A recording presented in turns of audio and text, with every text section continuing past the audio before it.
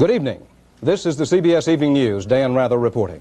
President Reagan today went before a big business group that had criticized his budget and urged them to get back in line with Reaganomics. He also softened his recent attack on television news. Leslie Stahl has details. The White House listened stoically without comment as members of Congress increased the pressure on the president to compromise on his economic program. House Speaker Tip O'Neill complained the president is locked in cement, and more Democrats joined a move to push the president's budget as is onto the House floor, where they believe it faces certain defeat. But in a surprise move, Senate Majority Leader Howard Baker endorsed that idea. You might have the whole budget fight right there on the floor instead of in committee. So it's not such a bad idea. No, it might not be such a bad idea. The president gave no hint of compromise in his speech to the National Association of Manufacturers. He did acknowledge, though, that support for Reaganomics is slipping in the business community, and he gently chided those who've become non-believers. I have been a little disappointed lately with some in the business community who've forgotten that feeding more dollars to government is like feeding a stray pup. It just follows you home and sits on your doorstep asking for more. What we need now is not last-minute haggling or displays of blatant self-interest. We need the support that only America's businessmen can give us. The president has been softening the tone of his attacks on critics of his program lately. Today, he even came close to apologizing for his lashing out at network news.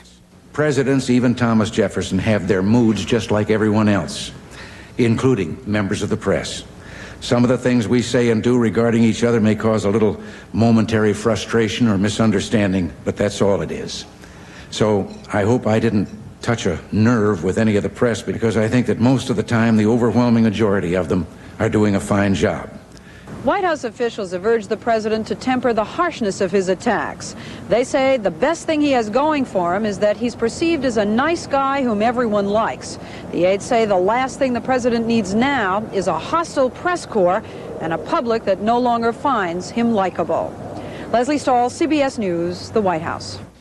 How is President Reagan doing in public opinion? CBS News and the New York Times ask a lot of people that question. Bruce Morton has their answers. We interviewed 1,545 people between March 11th and 15th, and they split down the middle on whether they approved of the job Ronald Reagan is doing as president. I believe in the course we've charted for America. But others have doubts. Mr. Reagan's approval rating has dropped since we asked that same question in January. Our sample is split on Reagan's handling of foreign policy. The poll has a margin of error of plus or minus 3 points. But his foreign policy rating has dropped a lot since January. Half our sample is afraid he'll get the country into a war, and 1 person in 5 says the war will be held in El Salvador. But Reagan's handling of the economy draws the most disapproval, and he's lost support among some unexpected groups, among Republicans, among the affluent. The problem seems to be the budget deficit. When we asked, is a $100 billion deficit something we should worry about, just about everyone said yes. I think there's also pretty widespread support on the part of the people for restoring our ability to preserve our national security. But in fact, when we asked, would you be willing to see proposed defense spending reduced in order to cut the deficit, our sample said yes. I also believe that to abandon our tax policy now would be to give up the very fundamental thing that is required to expand our economy. Again, when we asked, would you be willing to eliminate the tax cut to reduce the deficit, our sample said yes. Democrats and Republicans agreed on that. Rich people were especially willing to give up their tax cuts. It's what Milton Friedman once said, that if you start paying people to be poor, you're going to have a lot of poor people. But our sample said it did not want to cut programs for the poor in order to reduce the deficit. It also said no to postponing cost of living benefits under Social Security. Over half the people we polled think Reagan's program will eventually help the economy, though that number is down from when we asked the question in January. Still, it's not all bad news for the president. When we asked who handled the economy better, Ronald Reagan or Jimmy Carter, our sample picked Ronald Reagan. Bruce Morton, CBS News, Washington.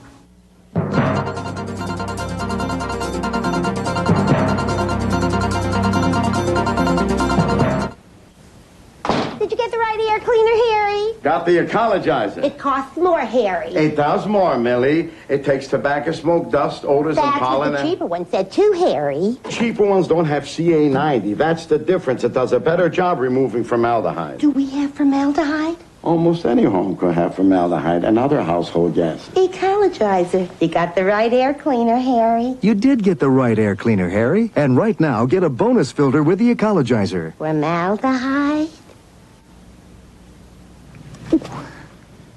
Did you know that science has developed a new telephone cable fiber as thin as a human hair? It's made out of glass, and it transmits your voice with light impulses. The big benefit being that the new telephone cables are only 1/16 the size of the old ones. So in the same amount of space, we can now handle thousands more calls. Gee. No, GTE. In Fort Wayne, Indiana, a citizens' army heaved and tugged sandbags today, still trying to save the dikes that are the last line of defense against floodwaters. It's like rebuilding the pyramids, Mayor Winfield Moses said. Meredith Vieira is in Fort Wayne. The battle cry in Fort Wayne, Indiana today was "Save the Pemberton Dike." Last night it began to literally disappear, threatening a 25 square block area in the eastern section of town. The difficulty is that these dikes are made out of really river sludge that was put in here in the 1940s, and it turns into almost a toothpaste. Yeah, we got a truck that's empty now right here at 9:30. We could use another one down here. Hundreds of volunteers are now sandbagging every inch of ground between the dike and the houses that sit behind it. They think it will hold, but it is so saturated the water is seeping out everywhere. In some spots, the ground is like quicksand. The National Weather Service says the rivers have crested and the water is receding, a hopeful sign. But tonight rain is expected, possibly an inch or more. If we get an inch of rain, we're going to have another foot rise. Another foot doesn't matter much in some downtown areas. The homes here have been underwater for days, and there are only a few reminders that people once lived here. Mark Burns canoed to his house today to try and save what's left inside. The only place left to put his TV was on the second floor. The water hasn't gone up that high yet. Once the flooding is over, many homeowners could face another problem. 8,000 people have been evacuated since Saturday, but insurance agent Walter Dorflein says only 884 people in this town have flood insurance. I think we got a rather depressed area here in Fort Wayne. And as a result, people are being conservative with their money. And really didn't expect this to happen. The city is relying on Washington to help out. Federal damage officials completed their assessment of the flooding today. Tomorrow they meet with state officials. I think the damages are much higher than we had in 1978. Of course, the river was 3 feet higher. For 5 days, the people of Fort Wayne have rallied together like nothing this city says it's ever seen before. Others have helped too. A group of Amish farmers drove 25 miles today just to lend a hand. It's that kind of effort, officials say, that has kept Fort Wayne from floating away. Meredith Vieira, CBS News, Fort Wayne, Indiana. The countdown is underway for launch Monday of the third flight of the Space Shuttle Columbia. And space officials have changed the primary landing site to New Mexico because of rain in California. Rain, more than 1.25 inches of it in 24 hours, reduced the normally hard-baked surface at Edwards Air Force Base to a squishy quagmire. And more rain was possible. With that, NASA scrapped plans to use this desert lake bed, its Dryden Flight Center, as the primary landing site for Columbia's third mission.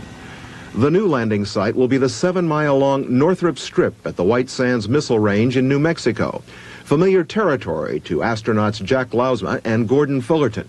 They've made more practice landings here in T-38 trainers than at any other site. The change to the sparsely equipped Northrop facility posed what NASA called a monumental logistics problem.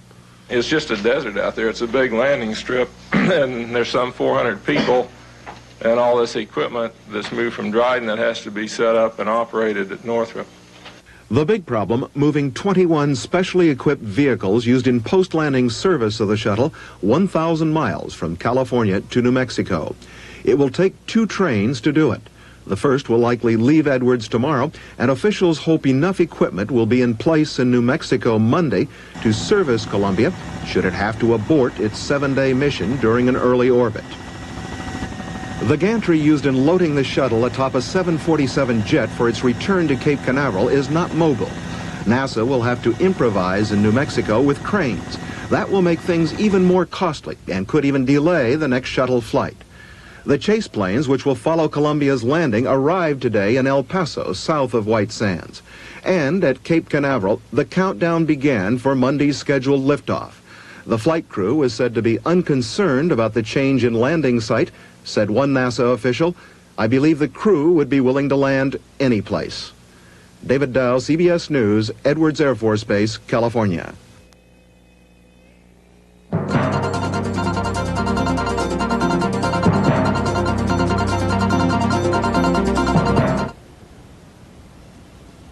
For over 25 years, the most powerful tool of the 20th century was kept in the back room. Until Wang opened the door to office automation. Wang put the computer at everyone's fingertips by simplifying data processing, revolutionizing word processing, and combining them on one system. And the future looks even brighter, because at Wang, we never stop opening doors. Tonight's your anniversary. That it is. I see you're taking the Buick Skylark. Indeed. Very appropriate, rich styling, elegant interior. Nothing but the best. The Skylark seems to set a certain tone for the occasion. Undoubtedly. I gather that Skylark's economy also has its appeal. It does. If you'd rather spend your money on better things than gasoline. The new Buick Skylark. Take delivery or order between now and March 31st and get a $750 cash bonus. By some estimates, 32,000 people have been killed in El Salvador during the past 2.5 years of fighting there. There were at least 4 more deaths today. 4 journalists, members of a Dutch television and radio news team covering the undeclared civil war, were killed in a northern province. A Salvadoran official said the 4 were traveling with rebel forces and were killed in a shootout between army troops and guerrillas. Richard Wagner reports from San Salvador. Responding to reports of bodies being found in a field some 30 miles north of San Salvador, journalists who hurried to the scene found not bodies but bloody clothing, clothing apparently pierced by bullets. Labels indicated the items were made in Europe. However, the Dutch honorary consul general here told reporters this afternoon that he has received reports that 4 bodies were found, and he's certain that they are those of 4 Dutch journalists who have been working in this country. In my mind it's confirmed, but I have no information. The bodies in the possession of the Salvadoran authorities are apparently those of Jacobus Andres Koster, Jan Cornelius Kuiper, Jacobus Jan Willensen, and Hans Lodewijk Terlaag. Last Thursday, Koster was detained and questioned by police after his name and hotel room number were found on the body of a dead guerrilla. Koster denied knowing any leftists here. He said his name could have been given to the guerrilla by someone else. Koster, accompanied by the others, left his hotel room yesterday afternoon, saying he would be back Saturday or Sunday. Late today, knapsacks believed to belong to the Dutch journalists were brought to the Defense Ministry. The apparent murders come just one day after the publication here of a so-called death list, marking certain journalists for execution by right-wing extremists. The names of the 4 men from the Netherlands were not on the list. Richard Wagner, CBS News, San Salvador. By the overwhelming vote of 90 to 6, the Senate today passed a bill to outlaw public identification of U.S. spies. The measure now goes to conference with the House. Fred Graham has more on this. The bill was originally designed by the Senate Judiciary Committee to stop former CIA agent Philip Agee and other critics from regularly unmasking CIA agents in their publications. But the Reagan administration lobbied for a broader version, and the Senate bought it with enthusiasm. Reporters could get up to 3 years in prison for publishing the identity of CIA agents, even though the information was public knowledge and the agents were acting illegally. The reporter would be guilty if he had reason to believe his stories would impede the CIA and if he had published a pattern of such stories. Some senators said wrongdoings by CIA agents may now go unreported. It should be against the law to name the names of secret agents unless you have to name the name of a secret agent in order to expose significant corruption within the government, within the agency, or a clear and present danger to the agency. All kinds of so-called wrongdoing of the CIA has been exposed in the past without the mention of a whole category of names. As a matter of fact, I can't recall when names in connection with wrongdoing of the CIA have been used. Critics of the bill say that it might have been used in the past to punish journalists who covered the CIA's involvements in such places as Chile, Uganda, and the Bay of Pigs, and that thus it might discourage future coverage by reporters of cloak and dagger activities overseas. Thus, they say that it is a violation of freedom of the press and that they will challenge it in court. Fred Graham, CBS News, Washington. President Reagan today nominated new chiefs of staff for the Navy and the Air Force. They are Admiral James Watkins, now commander of the Pacific Fleet, and General Charles Gabriel, currently commander-in-chief of U.S. Air Forces in Europe.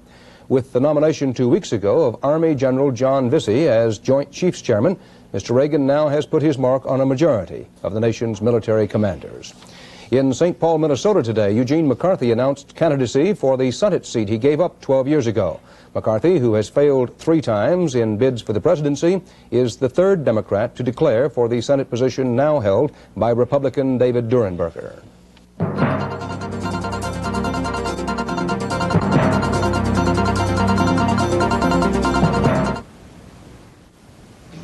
Oh, that's a good one. Hey, look at that. Hey, they're all great. 10 out of 10. No bummers? Well, not with the world's most sensitive color print film, new 600 speed.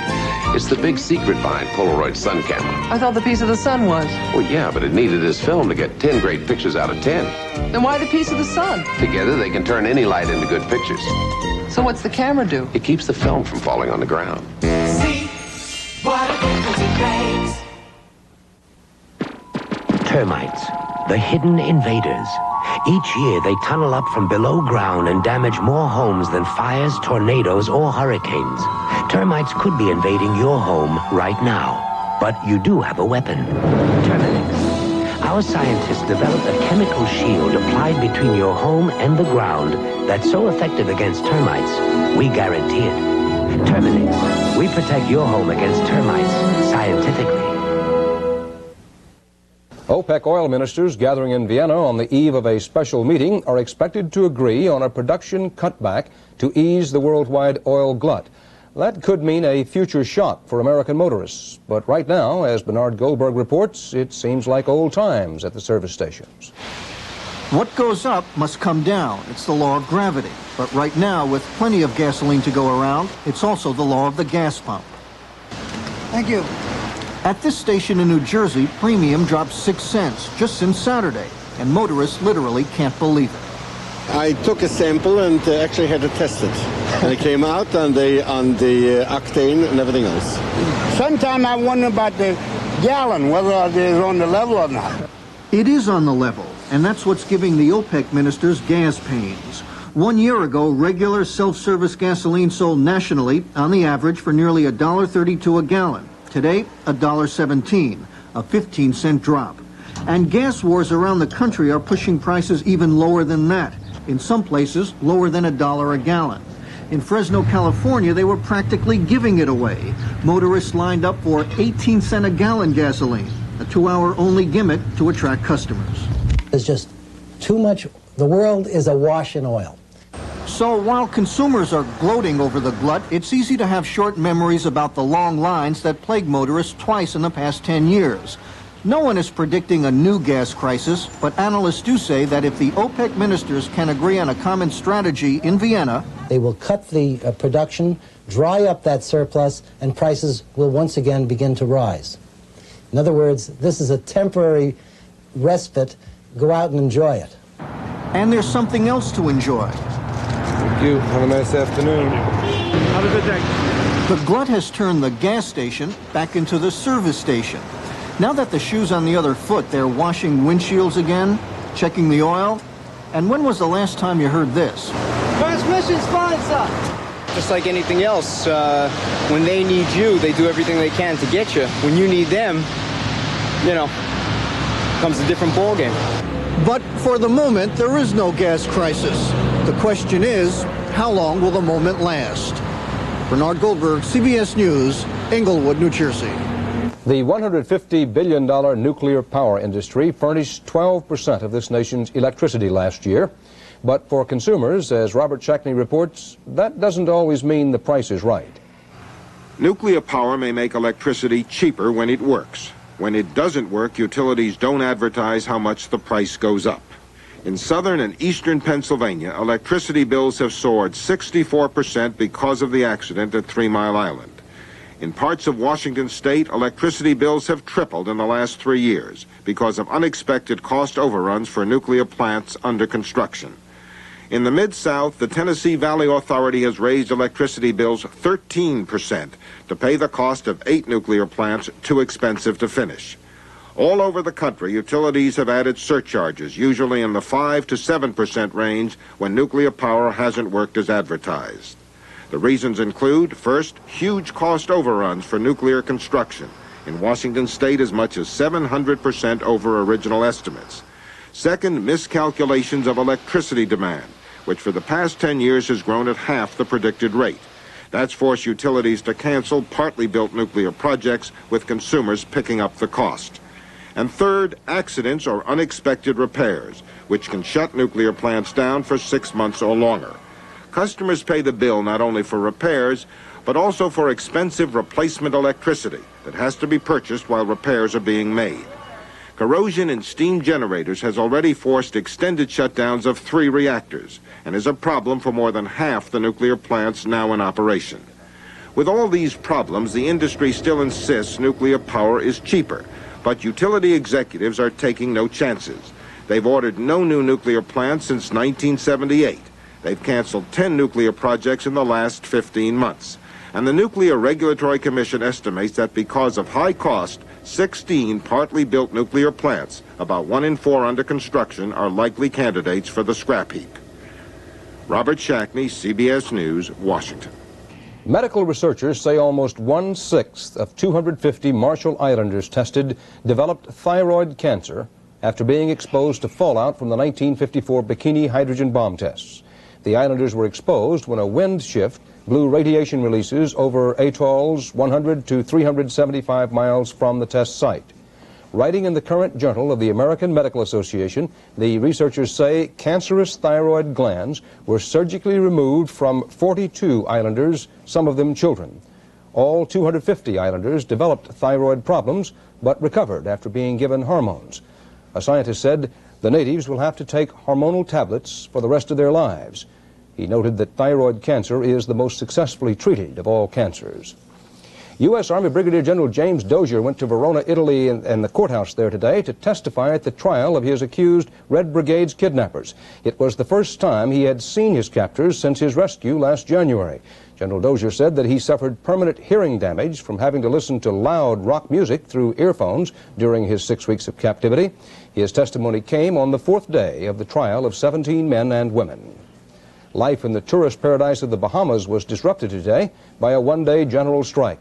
Thousands of workers of all kinds walked off their jobs to support telephone operators negotiating with the government.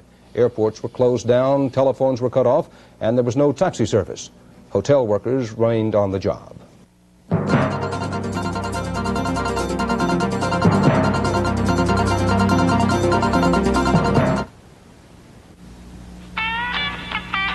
High noon at 98 in the valley. 98? Boy, would I like some ice cold, hey, orange juice right now. Yeah, orange juice would sure hit the spot. High time for something cool and good. Hi, Harry, the usual? Nope. Today, make it orange juice. 100% pure orange juice from Florida. It isn't just for breakfast anymore.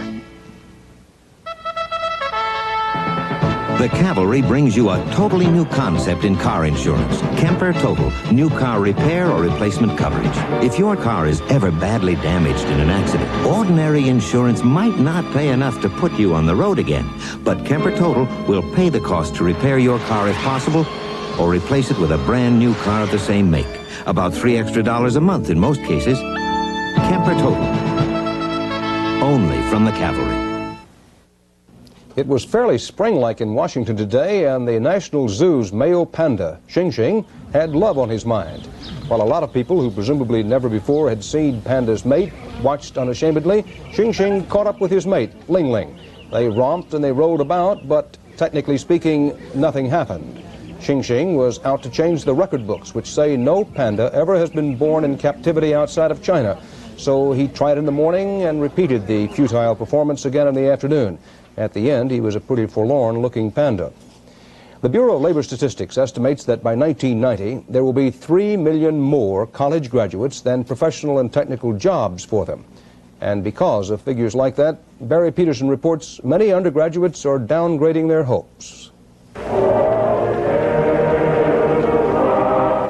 It's long been part of the American dream. College is a way to get ahead. A diploma, a ticket to a good job, a good life. But today, with bad economic times, there are many college students for whom the dream has faded. It seems like I'll never be able to afford a house of my own to buy or to do any of the things I want to do with travel. It is expectation versus reality. More and more students convinced they won't automatically find success. I came out of a blue-collar working family, and I never had any doubt that I would at least be able to achieve as much or more than my family did. I don't think that's true today. Students do not seem to have a high degree of optimism. In fact, pessimism on campus is so pervasive that the number of seriously troubled students seeking help is up sharply at counseling centers like this one at California State University in Northridge. I've worked here at the counseling center 16 years and have been through the era and heyday of drug abuse, been through the student riots and revolution of the 60s. Never have I seen as many suicidal students coming in the counseling center. The major third instead of the perfect fourth. The anxiety and uncertainty are reflected in the courses students sign up for. Interest is flagging in such areas as the liberal arts, music, drama. While courses in more saleable skills, electronics, science, business, are jammed, students being turned away. The lucky ones who get in see it as a hedge against bad times. I would like to have gone into theater or something like that, but in business, there's always opportunity in business. I want to make some money, and I want to have some material things, and you won't get that being an actor in a theater. So my first love is performing on the stage, but practicality tells me to be a business major. The sense of lowered expectations is becoming so widespread on campus that academics have a new phrase to describe it. They call it downward mobility. Barry Peterson, CBS News, Northridge, California. And that's the CBS Evening News for this Thursday. Dan Rather reporting from New York. Thank you for joining us. Good night. When we tell you Michelin radials last and last. That's no surprise. When we tell you Michelin radials save gas. That's no surprise. But when we tell you you can get Michelins for about the same price as other leading radials. Now that's a surprise. But it's true. We're America's fastest growing tire company. We make the tire you need at a price you can afford. See your Michelin dealer and prices set for your car. You'll be pleasantly surprised. Michelin, we put America on radials. Can't breathe. You didn't take your contact, did you? No. And you were going to work today. That's my man. Keep going. Charge.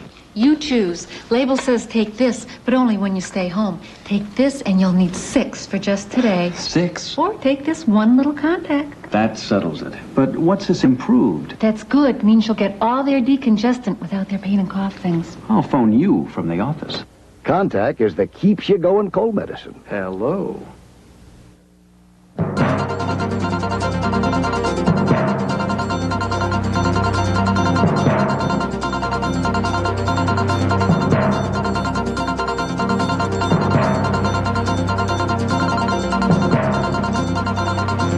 This is CBS. South Central Bell wants another rate hike. The story coming up next on Eyewitness News. Good news, North Central Tennessee. General Motors has announced cash allowances of up to $750 on the new Buicks. Choose new beautiful Buick Century and receive a check for $500. Or new Buick Skylark. Make your best deal and receive a check for $750. And for sporty good looks, there's Skyhawk and a check for $750. Check out the new Buicks and find out why Buick sold more cars than any Japanese or